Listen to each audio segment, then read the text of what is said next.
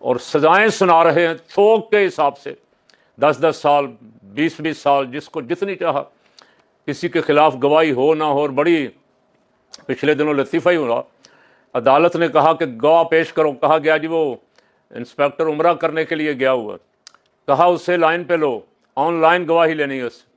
اتفاق یہ ہے کہ جب اس سے ٹیلی فون پہ آن لائن ملایا گیا تو وہ حرم شریف میں تھا، احرام باندھا ہوا تھا۔ اس سے کہا کہ حلف دو، گواہی دینے سے پہلے حلف دو کہ اگر میں غلط کہوں، جھوٹ کہوں، حق کے سوا کچھ کہوں تو مجھ پہ اللہ کا غضب نازل ہو۔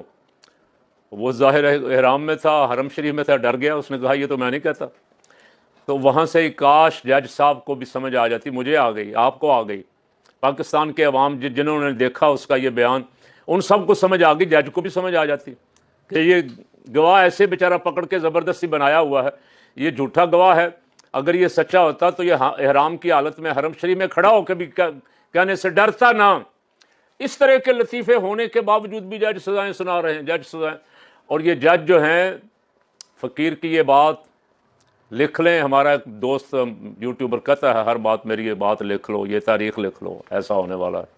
اور آج میں بھی کہتا ہوں کہ فقیر کی یہ بات لکھ لو کہ یہ جج بھی چند دنوں بعد اپنے فیصلوں پہ افسوس کریں گے، یہ کہیں گے ہم نے فیصلے نہیں دیے، ہم سے دلوائے گئے یا کسی اور نے دیے ہیں، ہم تو پڑھ کے سنانے والے تھے۔ نظام عدل پہ وکلاء عدم اعتماد کر رہے ہیں، وہ وکلاء جو